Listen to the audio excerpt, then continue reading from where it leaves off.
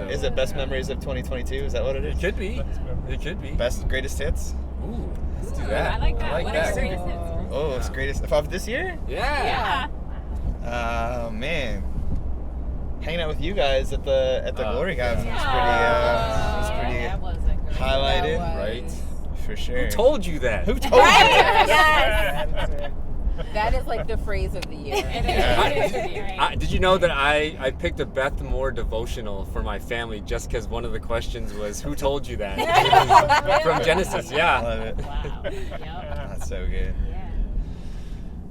Oh, Do you have man. highlights that come Oh, to greatest mind? hits? Oh man, yeah. Andrew's got one right on the tip of her tongue right now. Yes. Well, what would be our top 3 songs of 2022? Oh, Ooh. Yeah. Man. I would say when Tia introduced the worship one. That song about Jesus? You know that one that we really like. That one. Which one? What was that one to you? Yeah, see it for us so we can all remember it. For me, one of the greatest hits was "Worthy of My Song." That's the one. Yeah, that's the one. Yeah, that one. Yeah, I knew you were thinking That's the that. one I was. Totally. But that is it. Yeah, just for me, that was huge for a lot of reasons. Just because, I mean, I've shared this over and over again, but I lost my aunt who was really, really close to me. But yeah, that one really just worshiped me in a way that I had never thought would be possible. And it's worshiping through grief for me. That's what it was for me. And just still being able to say, above it all, you're still worthy, no matter how hard it is, no matter how much it hurts. You're still worthy of my song, and you're still a good father. And just walking through that. Yeah, and then I'm just gonna. There was a on that note, just speaking about my aunt. Remember when we did Little Drummer Boy? Oh yeah. With her. Yeah. Oh, totally. That came up in my feed on Facebook, and I literally bawled. I think that was like one of the last times I got to sing with Camilla, just me and her. And we to prepare for that. It was Arlie, a very little Arlie. Yes. But to prepare for that, I remember us being at my mom's house in the basement. And she just was pouring into me, just telling me how proud of me that she was, and she was one of my biggest cheerleaders. So she would just would just lift me up in ways and just give me confidence that I didn't have before in leading. I was always in the background, and if people who know me personally, I'm a little more quiet, a little more reserved, more one-on-one. And so being on stage and, taking a leadership role in that way was just not like me. But Camilla was one of the ones who really pushed me and encouraged me. And so that was really, really memorable that moment at Trinity. I feel like we did Little Drummer Boy. So the first time I was on with Camilla was for Christmas Eve, and we sang "Go Tell It on the Mountain." Yeah. And the first thing she said after she blew the roof off the place, of course, was just like, "You should see my niece Tia. You need to meet my niece Tia." That was her. I still remember singing with her. I was on team with her one time, and we sang Angel Armies. Yeah. Do you remember that song? Oh, Yeah. I still remember how much energy and just excitement she brought to that song. And then she hit this crazy run note concoction. It was amazing. I mean, just tore the place up. It was such an honor to be able to be on stage with her and just sing with her. It was amazing. Yeah. It's something. Just thinking about what Trinity just allows for families to do. Us coming into a space, not knowing anyone, and just if I'm like, okay, I want my Camilla, which we call her Auntie Mookie. If I wanted Auntie Mookie to sing with me that morning, Ben's like, hey, why not? If I wanted my brother Ryan, he's like, hey, why not? If I wanted all gazillion of my cousins, he's like, hey, why not? So just having that it's just, not only did it create special moments for me that we could go back on, that was just a huge one for me. So. Yeah, well, because I really feel like where I think God has led us is Sunday is not a show. Sunday is an extension of our lives. Yeah. You know, it's not a show. It's not to hit pause on our life and then say, put on this show of how the right answer of who God is. It's to reveal the right response of who He is, because that's just how it is. And so, yeah, like it's an easy yes, Tia, with your family, because you guys are a family of worshipers that lead us into His presence. And you guys have practiced that, just like you were talking about when you and your Aunt Camilla were practicing in a basement, right? Nobody sees, but that's the life that happens, and then we just get to see some of the fruit of that. And I think that's why it's such an easy yes.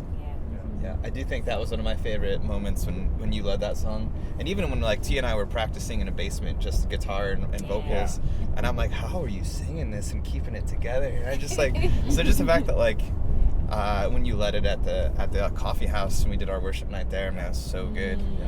I think the other greatest hits, I thought of one. Yeah. After I asked the question. I think, well, two of them. One was Andrea leading us on the piano and vocals at our offsite of, oh my gosh, that Chandler Moore song. Was just like... The One You Love? The One You Love, oh my gosh. It's just like, I just feel like I could just have Andrea sing over, like it's like Holy Spirit speaking directly to your soul, or Tia or Margaret, or like anybody, but like that was special.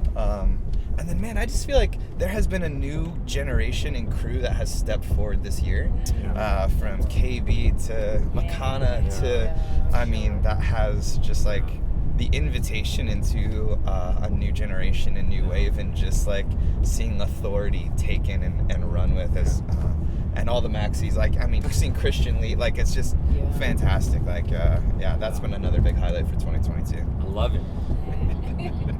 What you got back there, Marlon? Oh, so it took me a minute to get there, but highlight for me was Easter, Blessed Be the Name of the Lord. Ooh.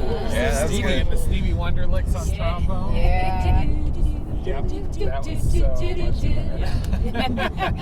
fun. But, you know, just something like that to see the artistry that comes out of this team. And you got folks like Chris Muthel who can lay down the horn tracks and, you know, put it on sheet music for us so we're not guessing at it. And just the creativity everyone brings, having Christian running that bass line. And, you know, we got to do it again at the Worship in the Park this summer, which is also a blast. And really just kind of got to sit there as a team and, you know, really explore some creativity there, but within the confines of our worship. So I'd say Easter and Worship in the Park, and particularly that song, for me, were highlights of the year.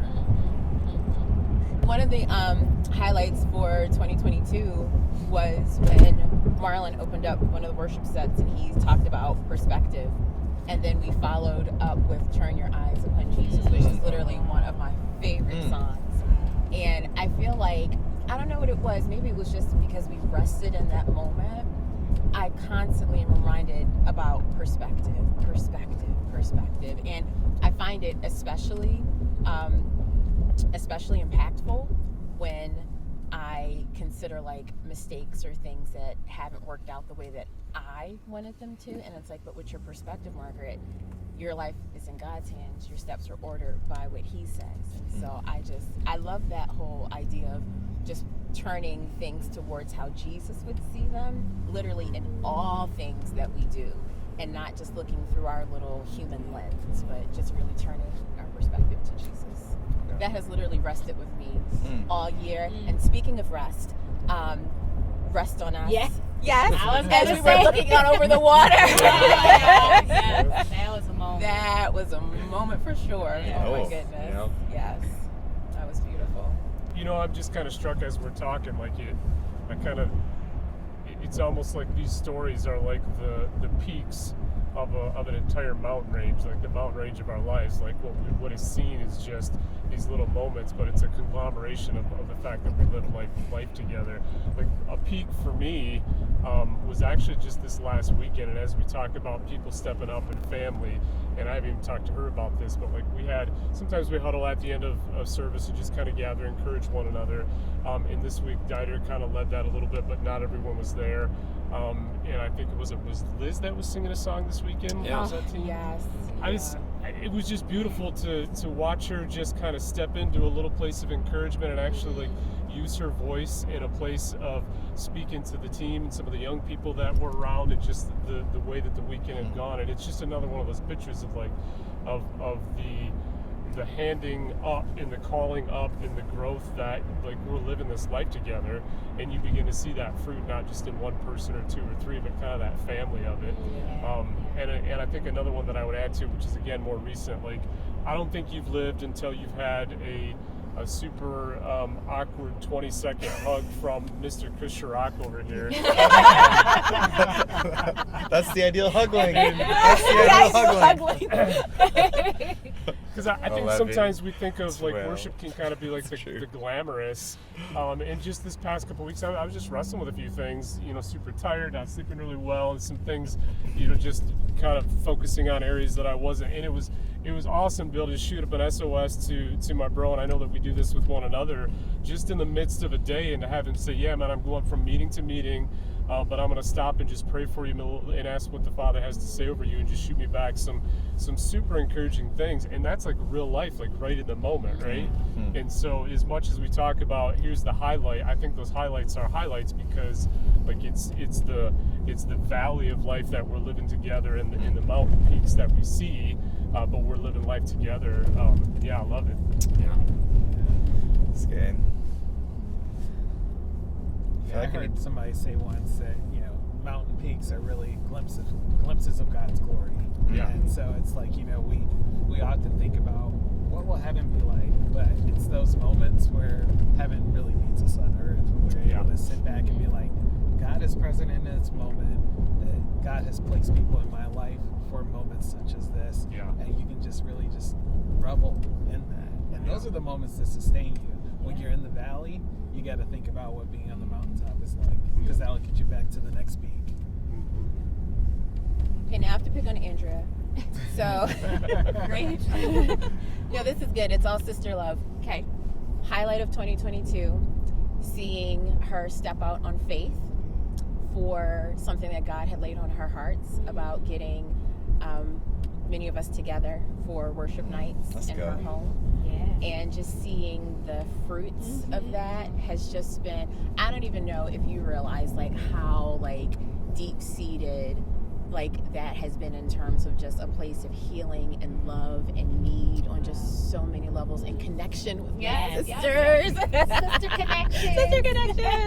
It has been so meaningful. So I'm so thankful that in a place where you could have said like, nah, I'm good, God, like I'm not gonna really listen to what you said, like you took that leap of faith, you had a dream and you went after it, and it's been rewarding more than you will ever know. It's just been amazing. It's been amazing.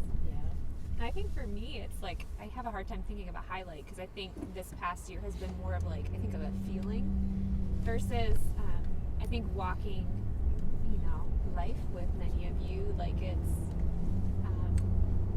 I have felt so supported and so loved in this season by each of you, and I think especially that time at like my place, like that has been a blessing for me. Like I think it was more like I felt a little selfish, like this is kind of a need I had, and then to hear that it's a blessing for you too as well. Like it's just I think the amount of vulnerability and the level of love and care that I've seen among us and among our team as well, like I think that is the highlight for me.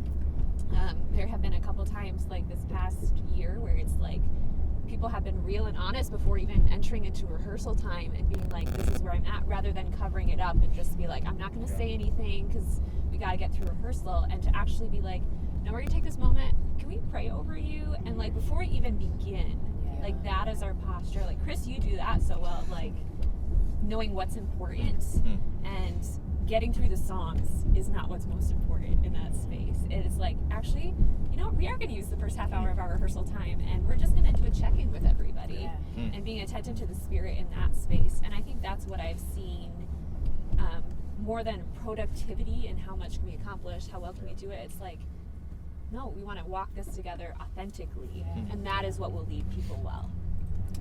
That's good.